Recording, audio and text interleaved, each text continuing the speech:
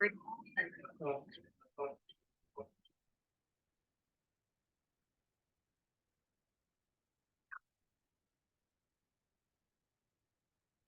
morning to all. Welcome to Suresh Gamia University.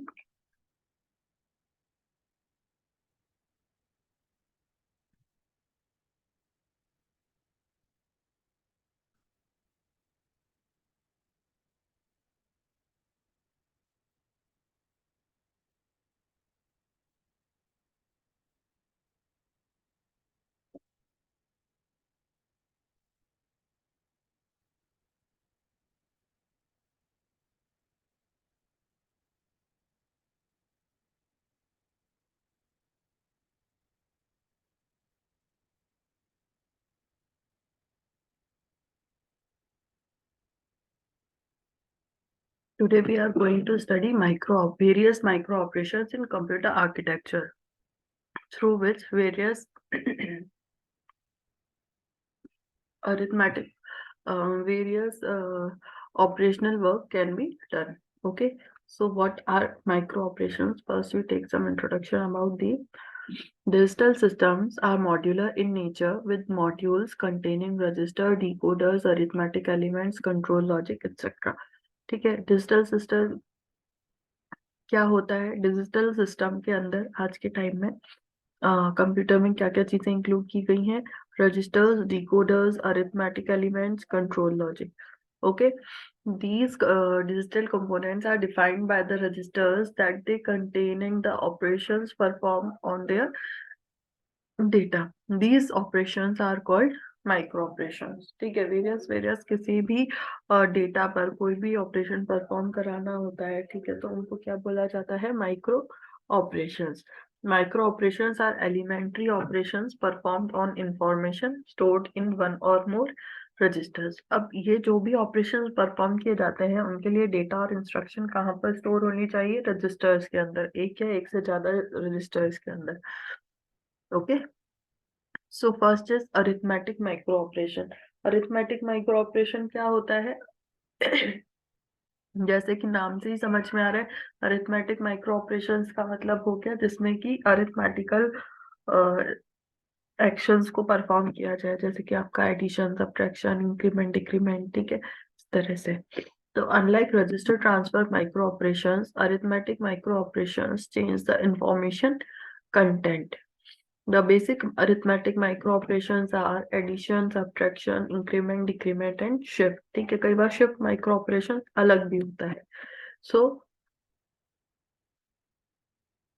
Register transfer language हम पहले देख चुके हैं, लेकिन फिर भी एक बार और बता दे रहा है इसमें कि ये एक register transfer, RTL stands for register transfer language. ठीक है, क्या ट्रांसफर, अब यहाँ पे रजिस्टर्स के बीच में वर्किंग हो रही है, इसलिए यहाँ पर ये बोला गया है रजिस्टर ट्रांसफर लैंग्वेज. ठीक है, यहाँ पर क्या ये इंडिकेट कर रहा है? रजिस्टर R1 प्लस R2, इसका जो भी डेटा आएगा उसको किसमें? R3 में स्टोर कराना है. ठीक है, अब जब रजिस्टर्स में हम कोई भी डेटा को स्टोर कराते हैं तो डेट इज टेम्पररी. ठीक है, सो R1 रजिस्टर का जो कंटेंट है, डेटा है, उसको R2 रजिस्टर के डेटा के साथ ऐड करके R3 में स्टोर किया गया. तो ये क्या इंडिकेट कर रहा है? Indicates an add micro operation. We can similarly specify the other arithmetic micro operations too. Okay, multiplication and division are not considered micro operation. Multiplication is implemented by the sequence of adds and shift, and division is implemented by the sequence of subtract and shift. ठीक है, ये किस तरह से किया जाता है ये आगे हम लोग एडर्स, सब्ट्रैक्टर्स, इनकी हेल्प से देखेंगे. ओके, तो next is symbolic designation and there description.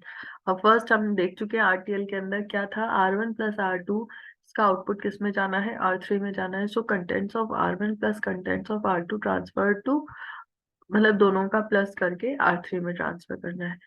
Second में माइनस करके ट्रांसफर करना है. थर्ड में क्या है? R2 के ऊपर बार है, it means complement of R2 must be stored R2. ठीक है, मतलब R2 का वंस कॉम्प्लीमेंट करके R2 में ही स्टोर करना है. नेक्स्ट है R2 का 2's कॉम्प्लीमेंट, अगर R2 का 1's कॉम्प्लीमेंट प्लस 1 अगर होता है तो उसे क्या बोला जाता है, 2's कॉम्प्लीमेंट।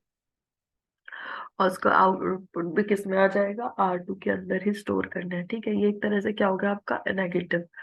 अब नेक्स्ट है R1 plus 2's complement of R2। Okay, इसको पूरे को किस में स्टोर कराना है, R3 के अंदर। Next is R1 plus 1, it is increment of R1, next is decrement of R1। ठीक है, आप एक बार इस टेबल को नोट डाउन कर लीजिए।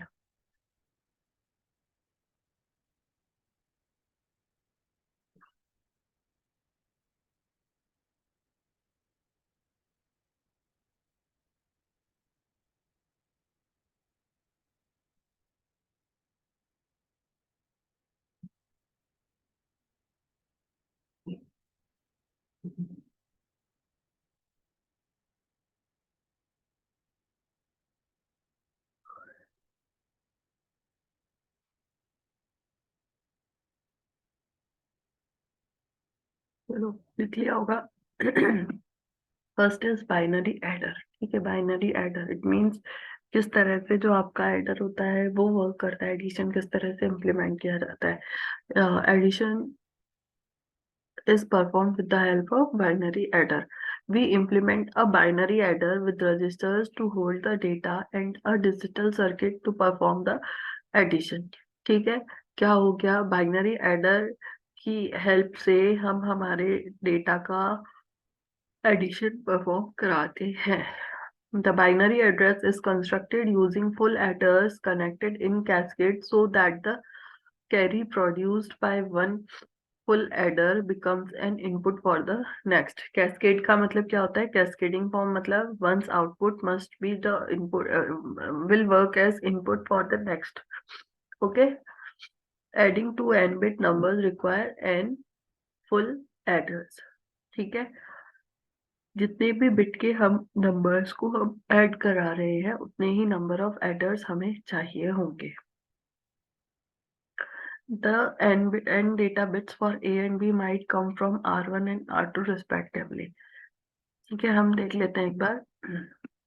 जैसे हमें 4 बिट्स का एडिशन कराना है। ठीक है, 4 बिट्स का कैसे पता चला हमें यहाँ पे, बिकॉज हमारी जो नंबर है वो कहाँ से स्टार्ट हो रहा है, A0 to A3, 0 1 2 3, तो 4 डिजिट्स हो गया। ठीक है, 4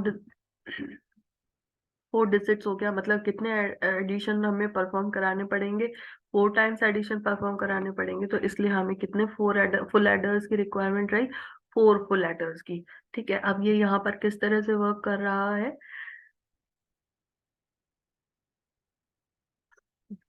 ये हुआ आपका A0।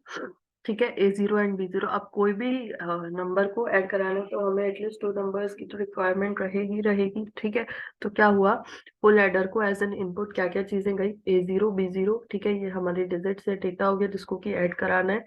और C0 भी इसमें देखा हमने कि एज एन इनपुट वर्क कर रहा है। Now what is C0, C0 is your carry bit. Okay, and as an output what we found S0, S0 is your sum. ठीक है, तो A0 प्लस B0 दोनों का आउटपुट किसमें हो गया, S0 में स्टोर हो गया। अगर कोई कैरी बिट है तो वो कैस्केड, ये अब क्योंकि कैस्केडिंग की तरह से वर्क कर रहा है तो मीन्स फर्स्ट फुल एडर का जो आउटपुट रहेगा वो सेकंड फुल एडर के लिए एज एन इनपुट वर्क करेगा। ओके, तो A1 और B1। ठीक है, नेक्स्ट फुल एडर के लिए A1 और B1 as an input work करेंगे, और अगर कोई कैरी बिट होगी प्रीवियस में तो उसका कैरी बिट भी एस इनपुट वर्क करेगा। अब ये तीनों ऐड करके S1 में स्टोर हो जाएंगे, कैरी बिट आगे फॉरवर्ड हो जाएगी। ठीक है, इस तरह से ये हमारा 4 बिट बाइनरी एडर वर्क करता है। ओके, इसमें ये चीज याद रखनी होगी कि जितने नंबर ऑफ बिट्स रहेंगे उतने नंबर ऑफ फुल एडर्स की हमें रिक्वायरमेंट रहेगी। ठीक है, now adder subtractor. Adder subtractor क्या हुआ, एडर सब्ट्रैक्टर हुआ हमारा सब्ट्रैक्टिंग A-1 मतलब ये तो हमें अभी क्या परफॉर्म कराना था, ए प्लस बी परफॉर्म कराना था, अब हमें क्या परफॉर्म कराना है, ए माइनस बी परफॉर्म कराना है। तो कोई सब्ट्रैक्टर तो होता नहीं है, तो उसके लिए हम क्या यूज में लेते हैं, टूज कॉम्प्लीमेंट। जैसे सपोज बी माइनस बी है, ठीक है, तो माइनस बी की जगह हम उसके लिए क्या लिखेंगे, A plus B bar plus one. It mean minus B is equals to two's complement of B is equals to B bar plus one. ठीक है, इसलिए इसको एडर सब्ट्रैक्टर नाम दिया गया है। This makes it convenient to combine both addition and subtraction into one circuit called an adder subtractor. ठीक है, M is the mode indicator. That is, if M equals to 0, this indicates addition, B is left alone, and C0 is 0. And if M is equals to 1, indicates subtraction, means B is complement and C0 is 1. क्या हुआ, अब देखो,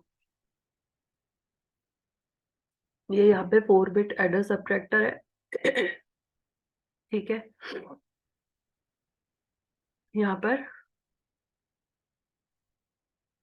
4 bit adder है। ठीक है, तो हमने 4 full aiders ले लिए, साथ ही साथ हमने यहाँ पर क्या लिया है, हमने यहाँ पर लिया है नॉर गेट। ठीक है, नॉर गेट क्यों लिया है, क्योंकि हमें यहाँ पर कॉम्प्लीमेंट भी लेने का हो सकता है। ठीक है, इसलिए।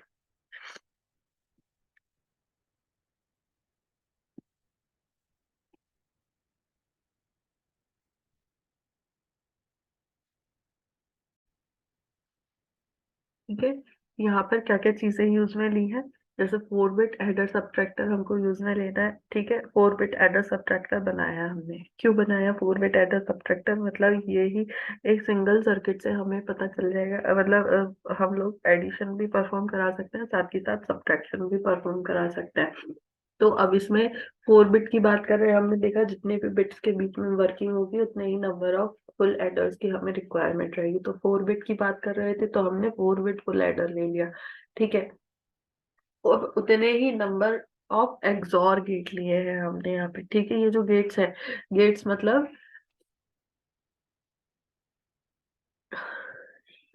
ये वाली जो चीज है, ठीक है, ये क्या हो गया, आपका एक्सॉर हो गया है। ठीक है, एक्सॉर का क्यों यूज में लिया हमने, क्योंकि हमने अपने प्रीवियस वाले में देखा था, अभी प्रीवियस पेज पे, कि एक मिनट,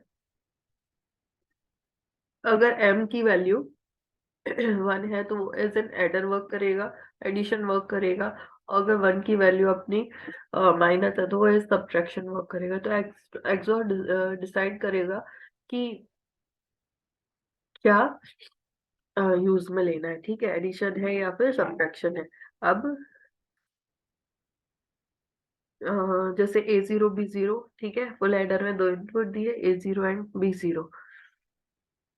A0 तो डायरेक्ट फुल एडर में चला गया। ठीक है, अब एक्सॉर में M और B0, B0 तो जाएगा ही जाएगा। ठीक है, जो भी डिजिट है, क्योंकि हमें B के ऊपर ही कॉम्प्लीमेंट लगाना होगा, तो इसी वजह से ये क्या होगा कि इसको एक्सॉर में दिया गया है इनपुट, क्योंकि ये पता करेगा कि हाँ, अगर m की वैल्यू 0 है तो वो उसके साथ 0 की तरह से वर्क करेगा, और अगर m की वैल्यू 1 है तो वो उसकी तरह से वर्क करेगा। ठीक है, अगर m की वैल्यू 0 है तो डायरेक्ट b आ जाएगा इनडायरेक्ट फॉर्म में। ठीक है, तो एडिशन हो जाएगा, अगर 1 है तो वो सब्ट्रैक्शन हो जाएगा।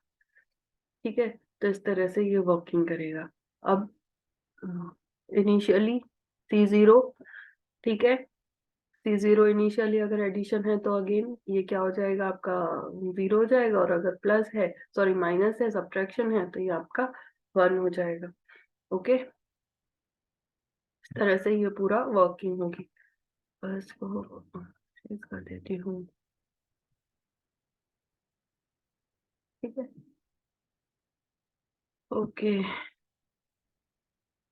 ये डायग्राम्स आप चाहे तो बना लीजिए, पहले आप इसका एक बार 4 बिट सब एडर सब्ट्रैक्टर बना लो, फिर उसके बाद सिर्फ एडर एडर वाला बना लेगा, क्योंकि ये काफी इंपॉर्टेंट डायग्राम्स हैं, ये काम में आते हैं।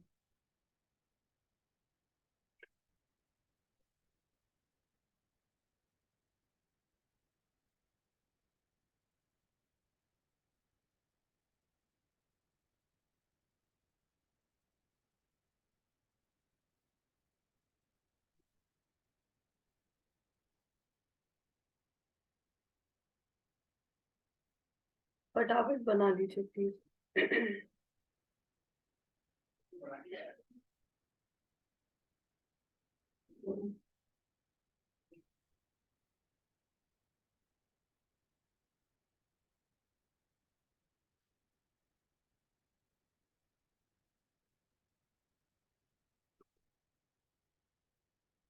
ठीक है, ये है आपका 4 बिट एडर सब्ट्रैक्टर। इससे पहले वाला 4 बिट एडर भी बना लो एक बार, जिससे कि याद रहेगा।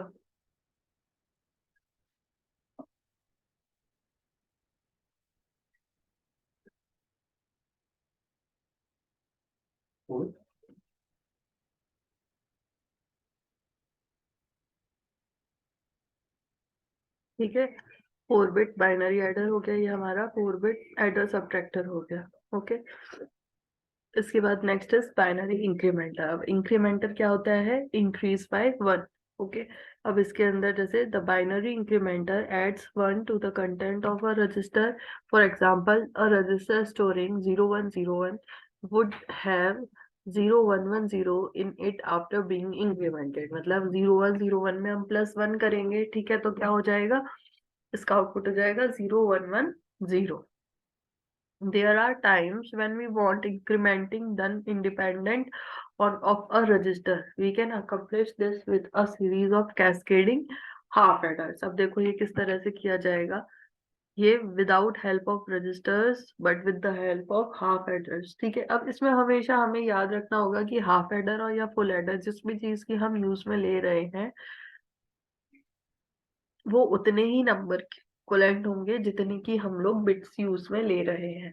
ठीक है, जैसे यहाँ पर हमने 4 फुल हाफ एडर यूज में लिए हैं, 4 half adder use, sorry, 4 half adder इसलिए यूज में लिए हैं क्योंकि हमें यहाँ पे 4 बिट बाइनरी इंक्रीमेंट करना है। ठीक है, 4 बिट से काम कर रहे हैं। अब यहाँ पे हाफ एडर में कितने इनपुट्स होंगे? आपके हाफ एडर में 2 इनपुट्स होंगे। ठीक है, फुल एडर में देखे थे हमने, फुल एडर में 3 इनपुट्स हो रहे थे। हाफ एडर में 2 इनपुट्स होंगे। 2 इनपुट्स क्या होंगे? इंक्रीमेंट कर रहे हैं तो डायरेक्टली हमने 1 लिख दिया है। वाई पर जो इनपुट आ रहा है वो 1 हो रहा है, और एक्स पर जो इनपुट जा रहा है दैट इज योर A0।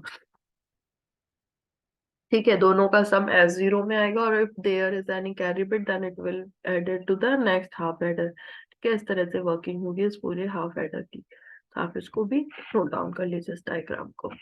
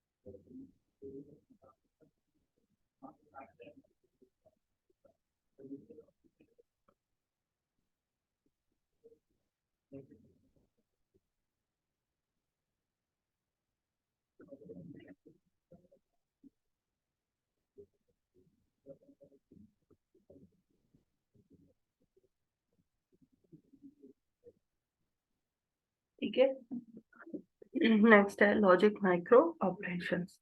ठीक है, ये अभी हमने पढ़े arithmetic operation. Next is logic micro operation.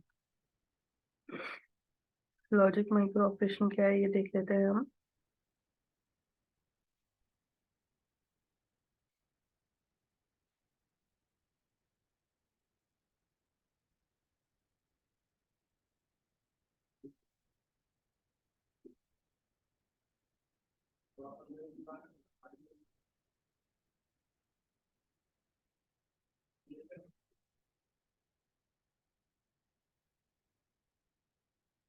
Logic micro operations are binary operations performed on corresponding bits of 2 bit strings।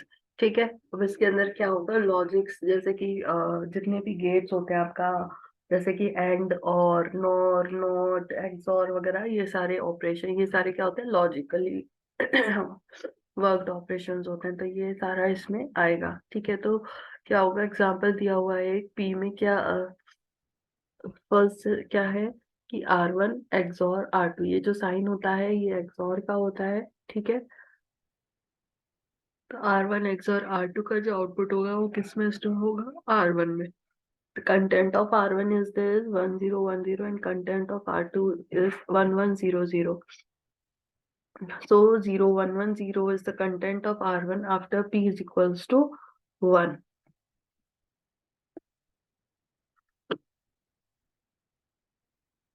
ठीक है, special symbol use for logic operations are, and के लिए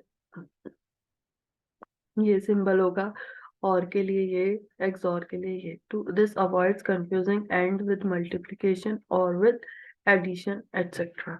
ठीक है, अब जैसे कई जगह आपने एंड और के लिए प्लस या सॉरी मल्टीप्लिकेशन या डॉट का या प्लस का भी साइन देखा होगा। ठीक है, तो वो क्या कंफ्यूज कर देता है, इसलिए यहाँ पर ये वाले सिंबल्स यूज में लिए हैं। Now 16 logic micro operations.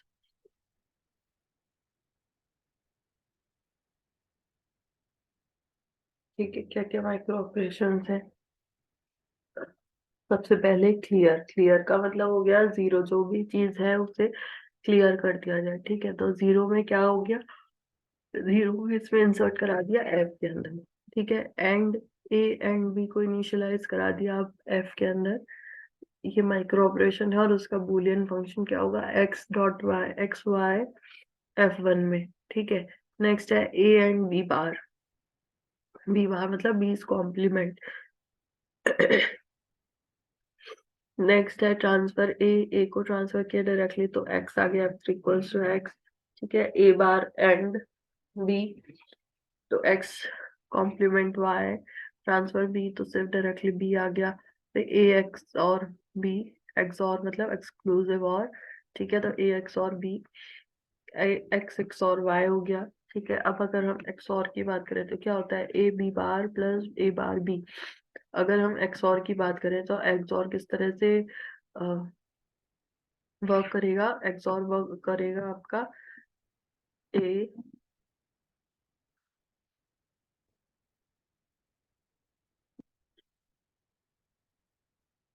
B bar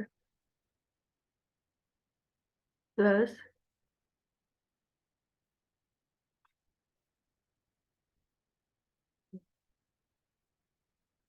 ए, ये थोड़ा ए है, देख लीजिएगा, ये ए बार बी। एक मिनट, इसको थोड़ा सा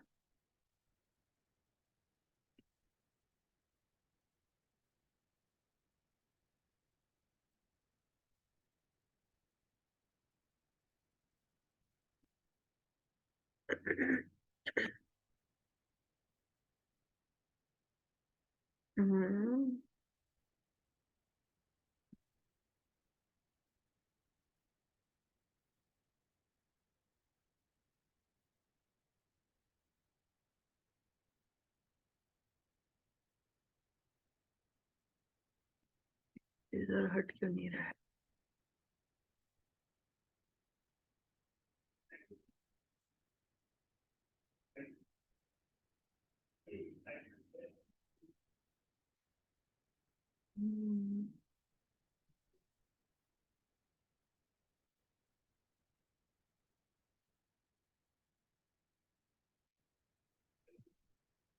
ए B bar plus A bar B. ठीक है,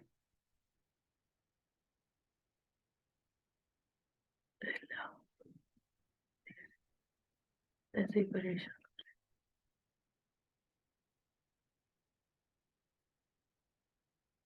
ठीक है, ये हो गया आपका एक्स और। अब आप एक बार ये टेबल नोट कर लीजिए, क्योंकि ये लॉजिक माइक्रो ऑपरेशन जो पूछे जाते हैं, इंपॉर्टेंट चीजें हैं, ये एग्जाम में आती है।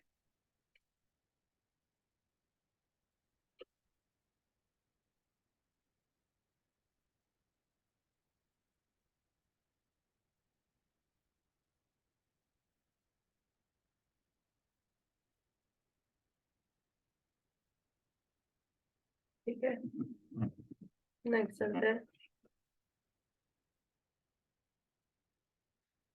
नेक्स्ट क्या है? नेक्स्ट में देखो नॉर, मतलब नॉट एंड और। पहले और करेंगे फिर उसका कंप्लीट का नॉट कर देंगे, तो ए और बी और इसका कंप्लीट नॉट, मतलब ठीक है। फिर एक्स प्लस वाई का कंप्लीट कॉम्प्लीमेंट या नॉट, ठीक है। एक्सक्लूसिव नॉट मतलब ए एक्स और बी का नॉट, ठीक है। कॉम्प्लीमेंट बी, देन ए और बी बार, या कॉम्प्लीमेंट ए देन ए बार और बी। फिर नैंड, नैंड क्या होगा? एंड का नॉट, ठीक है। तो ए एंड बी का not set to all ones, मतलब जितनी भी आपकी बिट्स है उनको सभी को वन सेट कर दिया जाए। ओके, ये आपके माइक्रो ऑपरेशन से लॉजिकल माइक्रो ऑपरेशन, सब इनको एक डायग्राम के थ्रू किस तरह से समझ सकते हैं, ये है। अब पहले आप ये लिख लीजिए।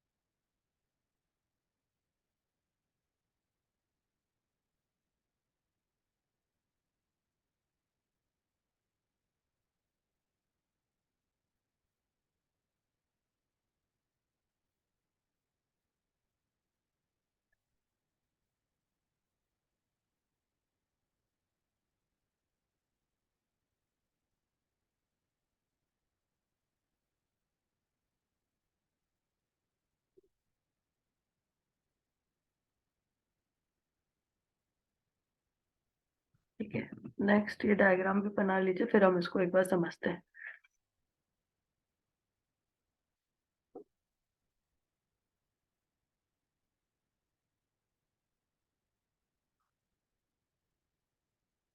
यहाँ पर क्या यूज में लिया है? एक 4x1 मल्टीप्लेक्सर लिया है। 4x1 इसलिए लिया है क्योंकि इसमें 4 इनपुट्स हैं, ठीक है। अब 4 इनपुट्स हैं तो ये गेट्स की फॉर्म में क्यों है? गेट्स की फॉर्म में इसलिए है क्योंकि हमने क्या क्या यूज में लिया है? एंड और एक्सॉर, ठीक है, और एक नॉट, ठीक है। तो जो फर्स्ट है वो आपका एंड गेट हो गया ये, देन और, ओके, ये एक्सॉर हो गया आपका, एंड उसके बाद नॉट, ठीक है। अब ए एंड बी को शो करेगा। अगर आपकी सिलेक्शन लाइन क्या सेलेक्ट करती है? 0 0 सेलेक्ट करती है तो आपका ए एंड बी इनेबल हो जाएगा। अगर आपको और चाहिए, एंड नहीं चाहिए, तो आप उस वक्त क्या करेंगे? ए बी का जो इनपुट होगा वो आप किसको दोगे? और गेट को दोगे, ठीक है। तो आपका क्या इनेबल हो जाएगा? ए और बी इनेबल हो जाएगा if your selection lines are 0 1, ठीक है। तो on the basis of the selection lines the enable gate will work, okay. अब ये इसका एक चीज और है, जो मल्टीप्लेक्सर होता है वो क्या करता है आपका? मैनी टू वन होता है, ठीक है। मल्टीप्लेक्सर मतलब मैनी टू वन, मतलब 4 इनपुट होगा और 1 आउटपुट होगा, okay. Next is logic applications. अब क्या लॉजिक आपकी एप्लीकेशंस होंगी? लॉजिक एप्लीकेशन हो गया आपका logic operations allow us to manipulate individual bits in ways that we could not do otherwise. Okay, these applications include selective set, selective complement, select clear, mask insert and clear, ठीक है। अब इसमें क्या किस तरह से ये वर्क करती है? Next is shift micro operation, ठीक है। ये शिफ्ट माइक्रो ऑपरेशन में ये चीज आएंगी, arithmetic shift, arithmetic logic shift unit, ठीक है।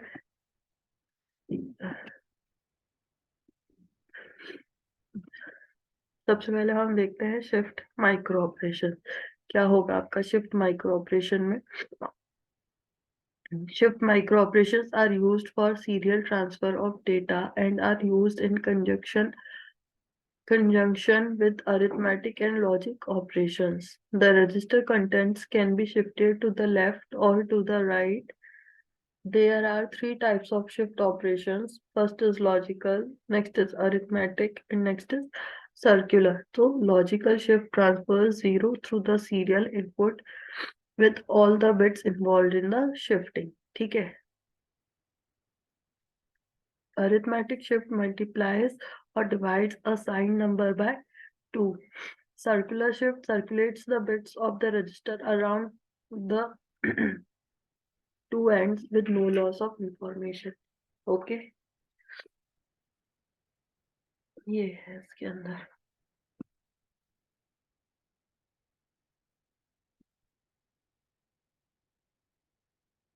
नेक्स्ट है सिंबॉलिक डिजाइन एंड डिस्क्रिप्शन. अब एस एच का मतलब हो गया शिफ्ट लेफ्ट और राइट. ठीक है. रजिस्टर आर रजिस्टर के अंदर जो भी वैल्यूज हैं, अगर आपका शिफ्ट लेफ्ट कराना है तो SHL और शिफ्ट राइट कराना है तो SHR. ठीक है. सर्कुलर शिफ्ट करवाना है. सर्कुलर शिफ्ट में क्या होता है, सर्कुलर शिफ्ट लेफ्ट और राइट के लिए CIL और CIR. Okay. Then arithmetic shift left right तो ASHR और L. ओके. इस तरह से ये वर्क करेगा. अरिथमेटिक शिफ्ट किस तरह से होगा, राइट की तरफ शिफ्ट करना है तो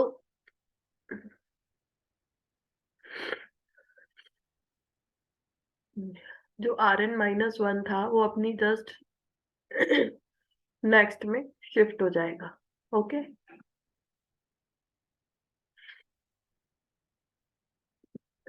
Arithmetic logic shift unit. Instead of having individual registers performing the various micro operations, computers use an arithmetic logic unit which combines these functions. Okay.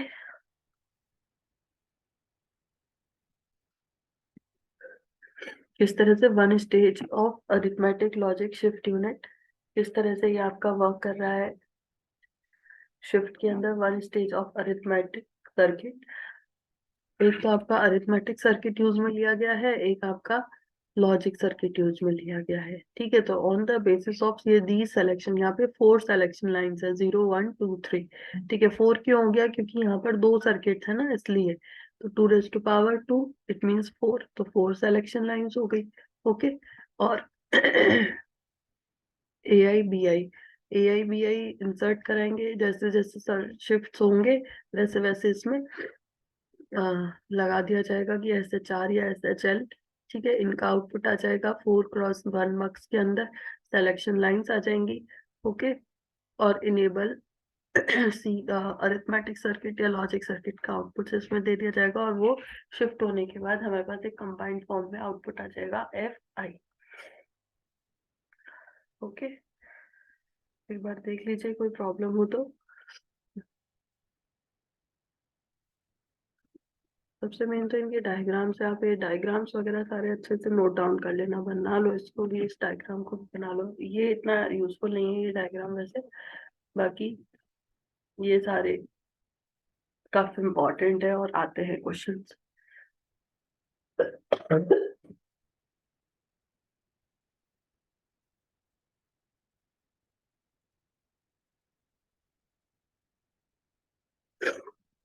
Okay.